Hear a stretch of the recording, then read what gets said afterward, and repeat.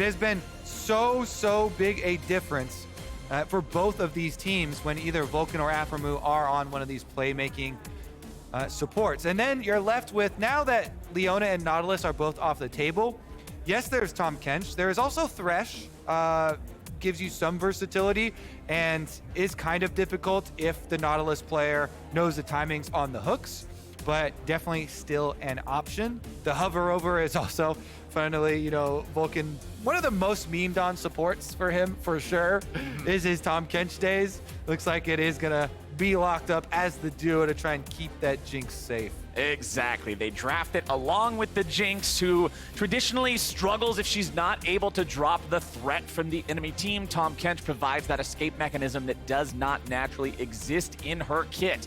Now, FlyQuest, what are we going to do here? First half of the drafts have been heavily focused on jungle and bottom lane so far. Volibear has been banned away in the first couple of games, and now he's back and he's ready to go, and it's JoseDeodo that'll pilot that one in the jungle here in game number 3. And if we trend towards a similar way, then the early game power of Volibear is so dominant. This champion, not only can you smash most of these early skirmishes, but also once you get ult, looking for dives on the lanes that you can open up with your ganks. Very powerful pick right now. G2 using it very effectively earlier today as well. A couple of hover shout outs here. It's funny how infamous a single champion has become, Flowers. I mean, one simple crocodile. The most infamous champion in all of League of Legends nowadays. The Trundle is picked up, though. I do like this option into the Volibear. The Trundle does have problems early, still, though, in the head-to-head versus Volibear. But later on, once you do get access to your ultimate and a red smite, then you have options for your front line there as well. And the pillar is actually very effective versus just the Q from Volibear. Yeah. It will, because Volibear is one of the newer champions, get refunded once he gets interrupted on his Q, and so he doesn't stop him for too long, but it does put a stop to that initiation that he's going for in that instance. Of course, later on, Volibear will be able to jump over it with the ulti if it's placed too early in a team fight or something like that. But hey, shutting down Volibear early is the name of the game, because early and mid game is where that champion shines. Now, second half of the draft, it's all about solo lanes, because that's all that's left to pick. So Veigar banned out by Evil Geniuses. Ornn banned out from FlyQuest. We're going to get our first game in the series with no Ornn available. Corki, the other ban here from EG. They don't want to allow FlyQuest to pick that one, have the safety of that range in the mid lane if they're going to blind pick it, if they want to allow Jojo to have that last pick of the draft and go for the counter pick. Now, FlyQuest, what will their last ban be? Are they just going to leave the Viktor up then? Because Viktor looks really good here now. And it's like Viktor, Syndra, Orianna, those 3 type of angles here for the control mages that are left. So I put the priority on the Viktor, but and especially since you do have Trundle too, I feel like it's just so easy of a lock in here for EG. Well, let's see if they agree with you. All right, 10 seconds left. I'm halfway there. You're getting all right. Is it over the line? Is it over the finish line? We're almost there. Because then if you're looking back at the other side for FlyQuest on picks into it, it gets pretty dangerous. You can go with the Orianna, but you then lose out on the wave control. Or you could go for the Syndra and try and get your kill pressure at level 6, but also then it makes you really vulnerable. Syndra is definitely one of the champions that is actually still even susceptible to Trundle ganks. So let's see what toucouille actually digs into here. Either the Ori or the Syndra. Looks like it is going to be edged more towards the Orianna. It doesn't have a great Orianna ball delivery system. No. With Volibear and Nautilus, because both of those are kind of slower moving on the engage, not really instantaneous. Volibear has a cinematic jump with his ulti. Not so much of an action shot, but quite graceful for such a large bear, but really big boy. Not the best of shockwave deliveries. And especially when you're playing Orianna into a team that does have Tahm Kench on it, you usually want to have pretty snap placement on that to be able to get both of them in it or try and keep one away from the other. Is going to be the blind lock in there for the tank, and there have been so many tank punishers. You know, the Gwen, the Gangplank as well, very popular here for some of these carries that also scale alongside the tanks, but up into more fearsome monsters. Later on into the game, so much zone control with it. Barrel chains can blow up an Aphelios or an Orianna. Gangplank is so effective against Aphelios because Aphelios actually does decently well into champs that dive in onto him, but Gangplank has so much range with the ultimate. Just drop on Aphelios' head. Oftentimes you'll get the flash there or the Gale Force there. Barrel chains, very hard for Aphelios to avoid, so I really like this Gangplank angle, not just into the Sion, but also looking into both of the carries here for FlyQuest. So see if Impact can actually be that tremendous difference in it. In addition, EG have invested early in the Trundle, means they can also shred the Sion resistances and have those options for front to back. And the big thing I'm looking at here is there's so much engage for FlyQuest. You've got Nautilus, you've got Volibear, you've got Sion. EG's engage feels pretty lackluster, but they're counter-engage with the Gravity Well, with the Devour, with the Gangstat. Quite a standard in terms of exciting finales. I hope we get to continue to see games like that going forward in this series. FlyQuest and EG head-to-head here again, all tied up. Games like that, game 2, are what the designers were kind of aiming for with some of those comeback mechanics as well. To have a pick like that and have such an explosive comeback. So there is a history to that one. It is actually a very old image that was created out of those Vulcan memes on Tahm Kench. And quite a cursed one at that. Honestly, it still haunts my dreams. I want to see... It's definitely going to tonight. I want to see a combo of that one. You know the one that's also Vulcan as like the green thing from Monsters, Inc.? I don't know, I never said Mike something, and he's in McDonald's and he's giving you your Happy Meal. Or I want to see that, but instead of Vulcan as the green thing, I want to see Vulcan Kench at McDonald's. I think that is the perfect combination of memes, but it's only usable if Vulcan does not perform. Otherwise, it needs to be Vulcan Kench in like... I don't know, a sports car or something. Like he's very successful. Oh my God, I want to see that skit now. Sports car Kench. Yes. Come if into the EG store wins soon. Worlds, that's what Vulcan needs to demand. Sports car Tahm Kench. But before you win Worlds, you gotta win, your local league and everything like that. Well, you don't have to, but Vulcan has so many nice memes actually attached to him over the years. He's a meme lord. I appreciate it. Impact's just trading into Kumo here in the top side. Gangplank, of course, the nerfs to the parlay and grasp that happened a little while back make the laning a little bit less oppressive, but still pretty easy with a point and click as Danny and Vulcan trade back and forth with Johnsun and Aphro here. But look at this jungle. Inspired went for the invade, and he placed this ward to see if Jose transitions over. His timing there was trying to punish a full clear Volibear. He was trying to punish a Volibear that also does Krugs, but Jose skips Krugs. So then he comes over instead and actually catches that invade, sniffs it out here, even with the extra ward given over there by Inspired. He loses out in time because of going for that. He tried to skip basically the route there for Jose, cut the Volibear off before Volibear could get to top side, and that was all in the endeavor to help out Gangplank and isolate the Gangplank matchup so that Impact could get the most out of this, Gangplank into tank setup up here, trying to harass and push the wave in, get his early farm on. So since that early jungle attempt was thwarted, it means Impact's situation is much more dangerous. And Impact is actually going to not feel that pressure just yet because of a nicely placed ward there in the river. Means he just takes a couple of steps back and Jose can't find an angle. And he's got that one placed because they know that Jose is up there, even though Inspired had to back off from stealing the blue. They got the preemptive ward that Inspired placed by the Wolves to try and see if he was going to be found out in his attempt. And so in the end, it is going to be Jose and Inspired both looking towards mid.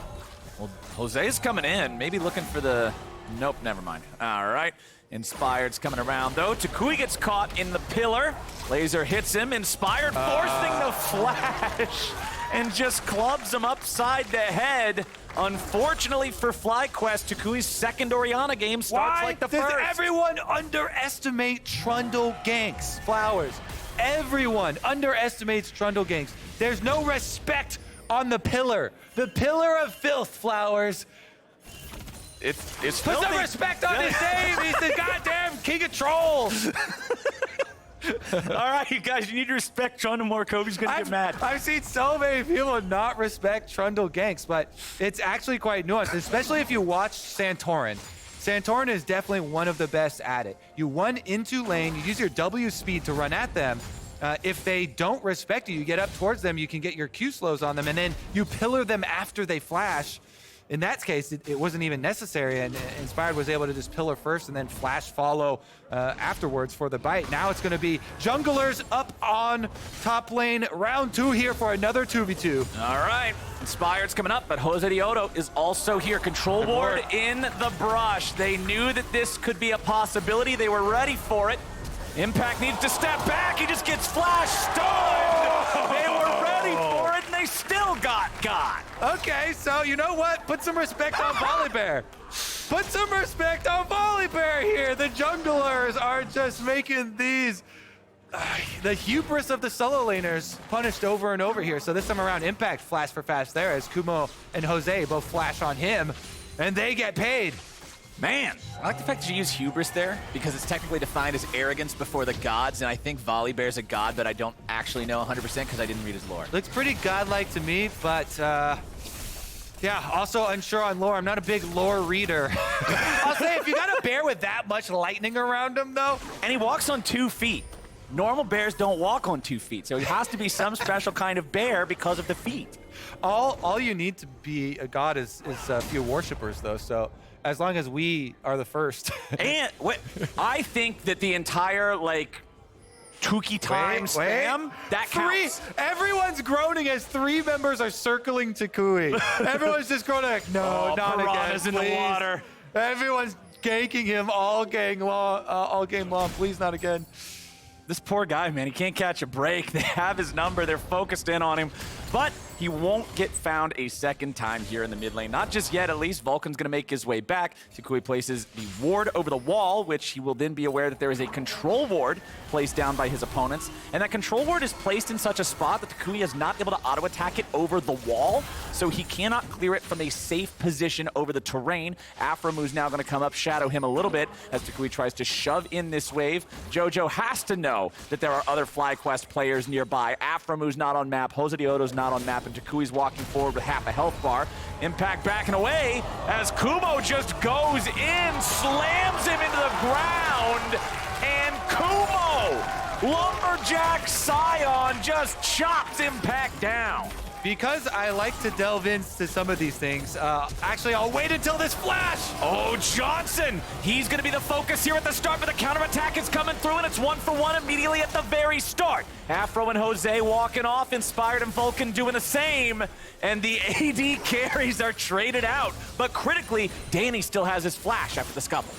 So, I love doing some research here on gods in League of Legends. Okay, what do you got? Turns out Volibear is one of the spirit gods, just one of them, and is given immense power by the belief of their followers. Let's see if he's got enough followers right now. If he's got enough power to fight off the Troll King and the Kench. Looks like he does. Yeah, he's cool. He's cool. It even says in the lore that Volibear's power waxes and wanes depending on how many followers he has at that moment, how many supporters he has. So you're saying the more Tukey, the more power Jose has. All right. God ultimate. The frogs and the bears coming together to bring FlyQuest a play here in the bottom lane. Jose still has the ulti, and the ulti has been delivered. What time is it? It's not Tukey time. JoseDeodo goes down, and Danny goes up a kill. What I took away from that is that not enough people believed. Are you trying to turn JoseDeodo's Volibear game into one of them old Christmas movies where Santa doesn't have enough power because the children don't believe in him? The thunder's roar was not heard there. Let's get back to mid lane though, baby. Inspired was at the top of the charts there for a second. Love seeing junglers up there at the top of the FTX gold advantage. But meanwhile, mid lane here, Jojo back at his old BS in mid lane, honestly, Flowers. Yep. He's back on his laning runes on Viktor, going so aggressively. Again, this man always goes with the airy, absolute focus, Scorch, Time Warp, Tonic, Minion Dematerializer, pushing in the other control mages, harassing harassing toucouille over and over. And with the extra visitations that we've seen from jungle and from support towards mid lane, we get another big CS lead. And off of a mid lane that's pushing so heavily like that, you can take objectives like Dragon. Inspired just heads over. Trundle, very, very good at 1v1ing any of the neutral objectives. Heals a bunch after you take them as well, so can get right back into his normal route. And now up in top side, you can see FlyQuest is going to look towards that Rift Herald themselves. You can have a ping on that. Control ward in the pit from Evil Geniuses lets them know that something is up. But the problem is, Kumo has control up here. Kumo's feeling great, 2-0 on the Sion. One of those was a complete solo kill against Impact, so he is not struggling in this tank into Gangplank matchup whatsoever. EG is able to move enough manpower towards that Herald pit in time to stop the take. FlyQuest cannot grab that one yet, but JoseDeodo gonna pull Shelly out there again, but instead he just walks back up towards topside, places a control ward in that tri-brush. Vulcan throws out the tongue, but he doesn't find Aphromoo, and we're looking at Impact once again. Here come the tanks. Impact tries to get away. He summons up his own ulti, drops the barrels, can't stay alive long enough. JoseDeodo barely walks away. That was pretty freakish. Inspired wants to punish everybody gets one. It's Spider-Man rules. but is not going to find anything, and Volibear strikes again. All right, Jose gets another kill for Kumo. The killer Sion flowers, especially on top side when you get the early Warden's Mail, he upgrades already into the Frozen Heart. Oh. This is such an insanely early Frozen Heart. This man is going to be a monster tank for the side of FlyQuest. Only Jojo can put any threat on him already, and they're coming down to the Rift Herald fight. All right, Inspired's trying to take a bite out of Jose. Jose walking away, ults over the wall for safety. Kumo coming down to help now. Evil Geniuses have forced their opponents back. Will it be enough to earn the entirety of the Herald? Kumo's still ready to try to challenge for this. Vulcan's gonna hit the eyeball there. EG has everybody up here, so FlyQuest should not be able to contest this one. And there it is, Herald over to Evil Geniuses. So full neutral objective control so far here in this game. And I credit that one to the early recall of the bottom lane for EG. They got there first for the setup. While Kumo is strong, the chunk down onto Jose plus the early arrival of the Evil Geniuses bottom lane means they have the advantage. But now, Hook. Here we go. Aphromoo setting him up. toucouille knocking him down. FlyQuest, 5 kills.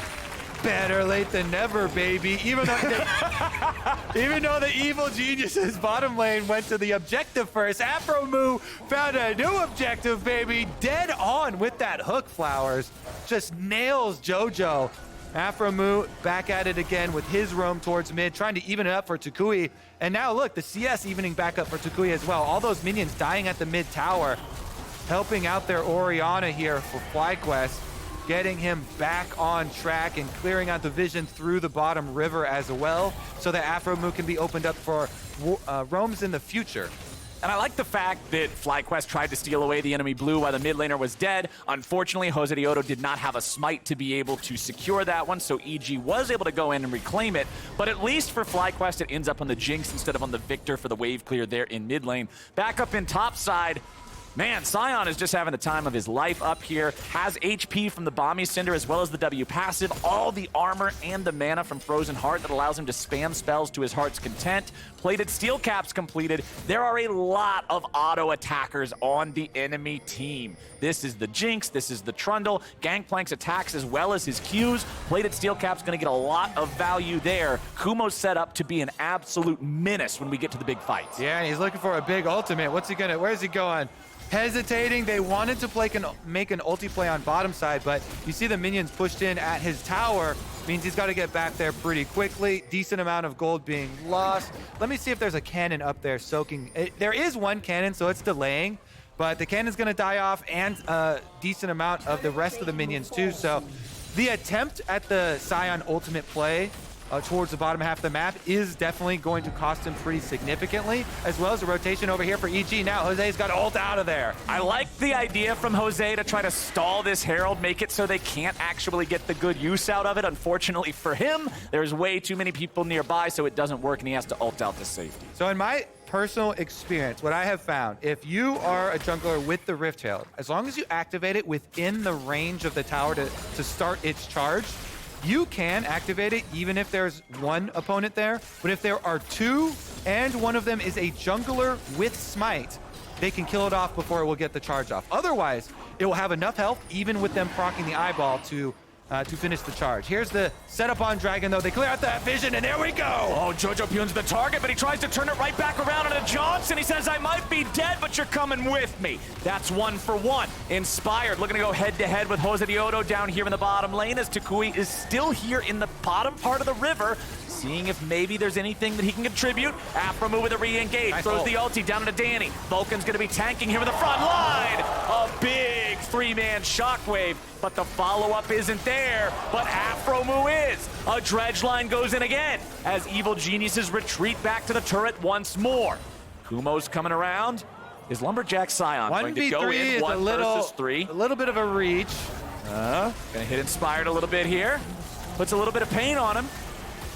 All right, hey, he delays him. They're gonna trade the top side though. So Gangplank, with all this time that Kumo has left lane, Impact has finished off the top tower, takes it down in advance. So that is first turret bonus for Evil Geniuses. Even though FlyQuest will get bottom turret as well as the Dragon, the first turret bonus going over to EG, Impact getting the solo gold on that top turret, as well as continuing to farm up and get the extra gold through his passive. 6-4, FlyQuest's up a couple hundred gold. They're gonna tie up the Drake count here by grabbing that second one 15.5 minutes in. Hextech Soul is what we get this time around. Very, very powerful soul if either one of the teams can get it, but of course the 1-to-1 Drake state means that is still pretty far away, even in a best case scenario for either side. Very, very close game we've got here, my friend. Definitely a close one. And I really like the Trinity Force on Gangplank. Even if you're facing double health stackers. So this game, I think it would be arguable you could go for Divine Sunder if you wanted to try and fight through the front line and make use of the percentage health. But Trinity Force, I love it because he's looking to barrel chain the back line and just win the game. With Trinity Force and with lethality, he can blow up either Orianna or Aphelios. And we talked in Champ Select about how great of a pick Gangplank is into those two carries, not even looking at the lane matchups and the tanks on the front side. Impact will have the power of the one-shot on his side. Yep, it turns the explosive barrels from the typical explosive barrel that you would see in a MOBA-style game to the explosive barrels that you would see in old FPS games, where if you stand by them and they explode, you just instantly get knocked out. That's the goal for Impact. Massive 4-digit crits later on in the game. We'll be looking to see if we can get them. But now, let's see. Vulcan, Danny, Inspired, trying to stay alive. Aphromoo's gonna die, but they did kill Vulcan too. It's 1 for 1. Inspired's gonna die to Jose, but Danny picks one back up onto Johnsun. Impact is behind him. Jojo's coming around now too. 2 for 2 so far. toucouille tries to get out. He's down to 100 HP and he's dead. Kumo falling back now. Evil Genius is picking up the extra man, picking up the turret. Danny's getting excited. The Chompers don't arm in time. And Jose gets away. Yeah, and we see the counter engage from EG Flowers. So many possibilities to turn these fights around. When they've got Impact's Gangplank ultimate slowing everyone off that initiation, even though FlyQuest get the flash out of Danny off the initial hook and hook in Vulcan, look at the collapse. They've got Teleport and Gangplank ultimate available from topside, and the mini-map you can see as Viktor starts to head up. So here's the initiation. It's on to Tahm Kench though, so even though they burst down Tahm Kench, look at all this damage. It's a 1 for 1, and Jinx loves 1 for 1s. Because Danny gets excited. That move speed, he gets away from the Sion ultimate, and he gets in range to finish off the kill onto Aphelios. So even though their front line is traded out, then once Jojo walks his way up, he's got the advantage. Impact, barrel chain over the side, gets the slow and the chunk, allowing Jojo to flash forward with his Chaos Storm and finish off that kill. Nicely done. Evil Geniuses now going to take the very slight gold lead for themselves. Evil Geniuses, however, did not get that second Rift Herald. That's in possession of JoseDeodo and FlyQuest. We'll have 4 minutes to see what they want to do with it. FlyQuest need to remember, any of these team fights they go for, starting out with a 1 for 1 trade is very detrimental to them because Jinx gets so much power in the passive of this champion. Getting excited turns the champion from honestly a mediocre AD carry into the hard carry that shows up in Arcane. It's like actually like Powder turning into Jinx is what the passive should be renamed to.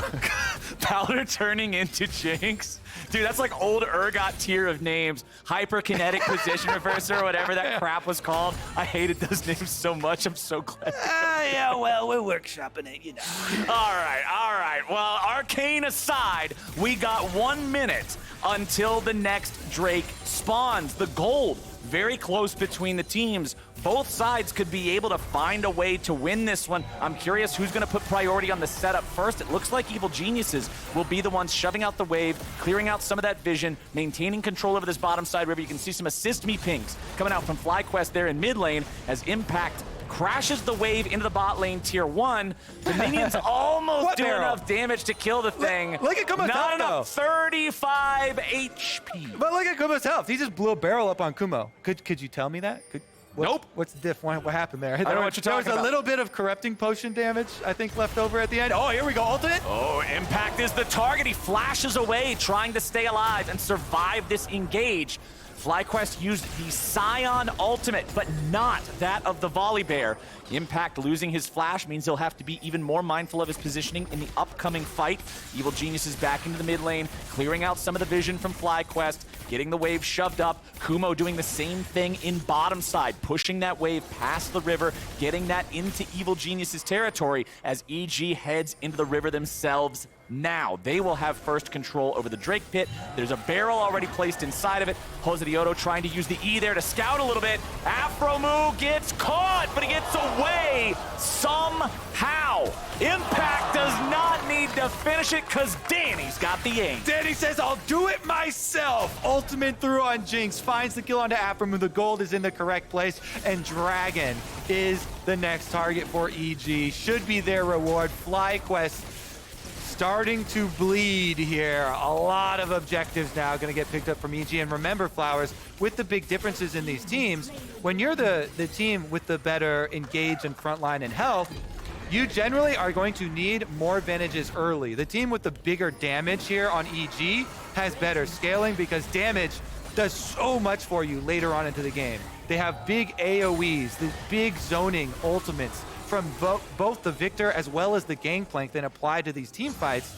And the threat of the damage from all of these members means that Volibear will eventually turn into paper here. They've actually double stacked on their Frozen Hearts. That was close. Shelly got her job done there with her last breath. An honorable death. So double stacking on the Frozen Hearts is kind of interesting too because the aura does not stack. Still decent for the individual, but definitely less efficient. Aphromoo getting bursted down here, though. Yeah, Aphromoo might be caught here again. Impact's going to get the kill, but he will die in return. 1 for 1, but EG have lost their top laner. They'll take that trade. JoseDeodo trying to get away now. Inspired Vulcan, Danny working together. Nice zap. Wanted to toucouille there, going to find the slow. JoseDeodo steps up to keep his mid laner safe enough as Kumo runs into the middle of everybody. And now Sion's looking to buy some time. He'll get himself away, but Danny is finding more slows on the toucouille, who gets himself out but has to use the flash. EG win the fight. Yep, they have to be very careful here, FlyQuest, because their frontliners without the Nautilus ultimate are a little bit slow moving on the engage. And so EG, you can see there, all you have to do is spread your carries so that they don't get grouped up and targeted with that ultimate, and they can easily then refocus fire down the front line and the tank. And you can see the advantages of the extra damage coming through. EG, let's see though. Bottom side, they don't have teleport. Jojo's is going to push in one more wave. Should be able to get off his recall. Don't overextend for that greed on the turret. Even though I know, Flowers, you'd love to be there for the local gold. Yep. And local gold on outer turrets is really big. Big part of the deal. It's not worth dying for at this stage in the game because you're going to give up too much for your is team. worth more. Exactly, the other side of the map. So good job there. EG, they don't greed for the local gold. You still get the little bit of shared team gold for the kill from the minions. How do we feel about double Frozen Heart as I talked about it a little bit before. Here, I talked about it before a little bit, and the auras don't stack, so it's obviously less efficient for the front line. So. I mean, obviously, if they're going to be at different points, right? Like if JoseDeodo is protecting his own carries and Kumo's in the back line, like you're able to make sure it's applied to everybody, but it still feels a little bit less efficient than what it could be, but hey, I'm not a pro player. Maybe it's the sauce. Maybe they need to just make sure they've got that debuff applied to everybody and slowing down the attack speed of Inspired of Danny. And now mid lane, it's FlyQuest pushing up here. What can they find? Not a lot. Barrel hits towards Johnsun, but not a ton of power still in those. There's 2 items completed, Trinity Force plus Collector. Collector does have some crit on it. The next crit item being built now. He's got the cloak in the inventory, so maybe we can see some of those huge numbers here, but it's still heavily up to RNG. Yeah, and you can tell, you know, he's worried about like barrel chains and Gangplank ultimate and long range from Viktor, so getting the expensive crit item in a Bloodthirster for the extra safety there because he is Aphelios, I would say is kind of a symptom of the problem that we went over in draft, where there's a lot of good answers that EG actually chose for themselves to be able to have very long range against Aphelios. You know, Viktor and Gangplank are very good solo lane picks versus that AD carry, and he's trying to deal with those problems in game by buying the Bloodthirster shield for himself, and we'll see about the Infinity Edge coming through. Maybe he can get some big crits anyway and have some big performances here later on. Does have the Gale Force. I always love to see AD carries investing in Gale Force, looking for those plays. It lets you do flashy stuff. Kraken Slayer is boring. It makes every third bullet blue. That's it. Gale Force lets you do really cool stuff, execute somebody, go for a big play, flash out or something. It's way more exciting. I'm definitely more of a fan of the Gale Force here. Mid laners both having those Luden's Echoes for the maximum amount of damage they can get with their sporadic poke. Oh boy, we've got 40 seconds until our next Drake, Kobe. You think we're gonna get a fight for this one? I think that we should, because evil geniuses are set up to take over right now. If they get this dragon, it becomes really hard, because a Gangplank team with the dragon, the threat of a dragon soul, you know, being on soul points, if you get Gangplank anywhere near there setting up early, then look at those barrel chains. They're already critting for 1,000. It's so scary to ever face check into Gangplank teams, having to walk through the barrel chain possibilities from Fog of War and the ultimate slowing you down. So FlyQuest, I think, have a little bit of pressure on them, even though the gold is even here, because of the zoning, AoE, and damage that EG will have later on. And because Impact was left alone for so long, he's almost level 16 on this Gangplank, is going to be massive. Yep. Scary FlyQuest, stuff. though, they still have some pretty good engage if they can coordinate it. You know, Nautilus ultimate, pinning people in place for the Sion Volibear to actually get on. Yes. Impact dropping a couple of barrels here. Blows him up onto Kumo, who takes a little bit of damage, but again, the Sion's Gale Force out already. plenty of a damage sponge. Evil Genius is backing away. Kumo's ready to go in. Flash coming out from Vulcan. They found Inspired, who now has to use his own flash to get away. But the FlyQuest engage machine has expired. Nice shockwave, but it's only onto 1, so not too nice after all. FlyQuest walking away from this one. Kumo's nearly dead. Evil Genius is still feeling pretty good. The only thing really hurting here is Jinx's mana bar. Hextech Drake, aggroed by Evil Geniuses. Jose can blast going in and try and ult out. He's got ult and flash to get out afterwards. He can just YOLO this, try and go for the steal. You only live once, Mr. Bear. Nope, it's secured by Inspired. And now we got a TP coming into the pit. Kumo's in there. Now he has to flash over the wall to get away as well. That was both Kumo's summoner spell. Yeah, I think that was very poor communication on the part of FlyQuest, because I think everybody else was on the page of, hey, Jose, blast going in, you have to ult out. Maybe you get it, maybe you don't. But just an ult cooldown for Volibear is not a big deal. Right. But committing both summoner spells, teleport and flash out there, definitely going to be painful for FlyQuest. A little bit too many resources used. Can they recover the situation, though? Attempting with these hooks here. Aphromoo had found one previously. Kumo nearly has his ultimate up again. Nice Aphelios ulti there for some damage onto Jojopyun and Vulcan. And now Jojo has to flash over the wall to get away from Kumo's ulti. Kumo's just saying, all right, see ya. He's going into the wild blue yonder. Danny's at about 500 HP, so he'll need to back away from Johnsun, who does have green gun. So the extra range means extra threat. Kumo gets the wave shoved up here in the bottom lane, and Evil Geniuses send Impact to go answer. I like that we did get to see that Infinity Edge in use, Flowers. Johnsun had just completed the Infinity Edge, 3-item power spike for AD carries. He is definitely threatening if you can have the range and if you can hold on to target. So a couple of key flashes. We will definitely be remembering that flash here on the Viktor. Vulnerable Viktor now. Kumo's ultimate, very valuable through the river and all the way down to those minions. See about punishing that Viktor. He has picked up a stopwatch, though. Always have to check inventories to count for these for the next team fights. They're everywhere, my friend. You got them on both mid laners and both junglers and Aphromoo. There's going to be a lot of that noise in the next team fight. So every time you emphasize and on someone else, he's tapping the table with the mouse is on and making it draw crooked. Oh, my bad. I didn't realize my painting here, Flowers. my canvas. I'm sorry I messed up your art. It's still perfect to me, damn it. Oh, now Impact might just get jumped on by JoseDeodo, but it's Jose who has to try to get out now, using the ulti defensively to make sure he escapes here. Kind of squeezing in between those barrels too. Let's see what EG can actually spread to, because again, EG have time on their side, Flowers. Yes, sir. 3 dragons. They're just looking at soul point after soul point after soul point arriving. Every consecutive dragon now should be an opportunity for EG to set up in that bottom river and litter these rush with Gangplank barrels. All of them barrels all over the place, and they're only going to get scarier and scarier. Third item for Impact is the Lord Dominic's Regards. You see that up in his inventory now, so plenty more threat onto the heavily armored targets like Kumo and JoseDeodo. Whenever they step within range of him being able to chunk those frontliners down could be very important. We almost got to see it in that last one, but it's funny because the barrel chain, the Venn diagram didn't overlap over Volibear, and Jose, got to jump out, and so we didn't get to see the big chunk of how much it would do on one of these frontliners. But that is definitely the idea. And the barrels already have their innate penetration, so it's just tons of penetration here. Plus the possibility of blowing up on the back line. So plus Infinity Edge coming up next. Yeah, every barrel is going to be critically important here. Was that a freak tier 1 too? It's an accident. You did one earlier. All right, fine. So we're even then. Just no judgment. I'm just making sure that it's all getting recorded here. Fair. All right. We are equally suspect.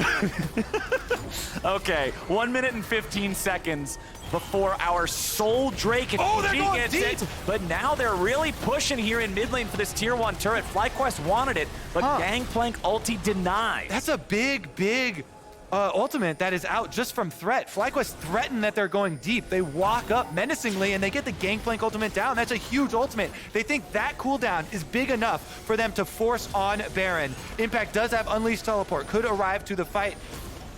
Ooh, this one's gonna get interesting, man. Aphromoo taking a little bit of damage. JoseDeodo here in the front. Aphelios ulti already shot out. It's gonna be inspired. Focus down first, but a nice stopwatch to drop all of that aggro. He'll be able to walk it off. Johnsun eats a little bit there from the zap out of Danny. You're gonna see Kumo on the front line trying to keep everybody away with the CC. Evil Geniuses scares him off the Baron.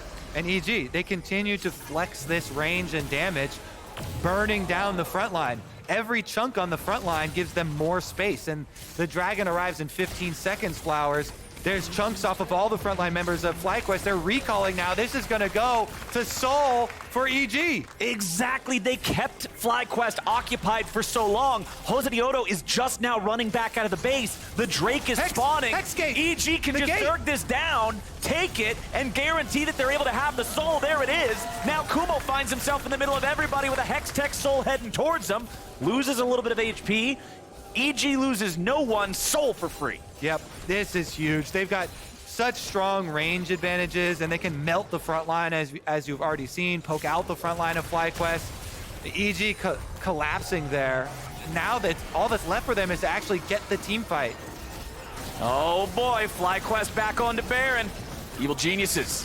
How are they going to approach this? Impact is going the long way around. Aphromoo already engages, but Vulcan's got the save. JoseDeodo wants to get away, but he's only gotten away right into Impact's waiting arms. Impact picks him up, and there's already 2 dead on FlyQuest. Impact wants more. Double kill over to Gangplank. Make it a triple. He just got paid. Evil Geniuses mops him up. Kumo's trying to get something back for the team, going for the minions. Some damage on mid, but that's all they can hope for. Flowers, all that was left for them to get the team fight.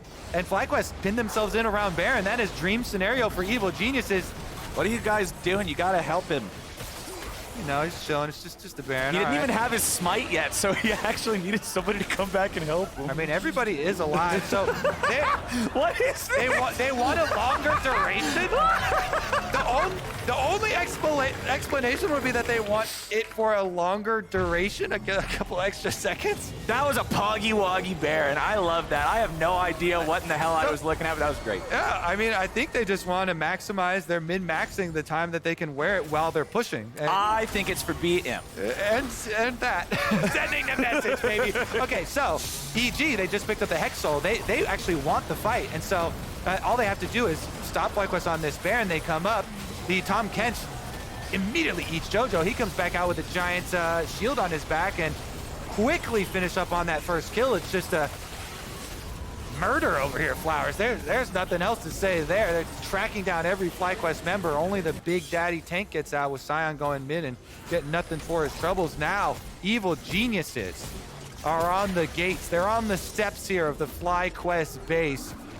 5 minutes ago, this game was 300 gold apart. It is now 7,000 gold apart, plus a Hex Tech Soul.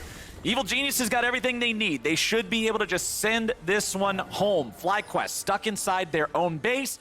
Gonna need a pretty big misplay from EG, quite honestly, if they want to have a chance to come back in this one. EG's still got that Baron for the next minute and 45. They're gonna go into the 4-1 split with Impact being mid, everybody else setting up shop here in bot lane, just allowing those cannon minions to get whatever poke they can find. Impact will keep exploding the barrels, forcing the waves into mid, and now Evil Geniuses just have to play it slow, play it cool, and play for these objectives. Looks like we're gonna get a recall instead, or are we? Maybe just baiting FlyQuest in a little bit. Nope, FlyQuest have no vision. This map is not very well lit. FlyQuest finally get the chance to come back outside of their base, but EG will return soon.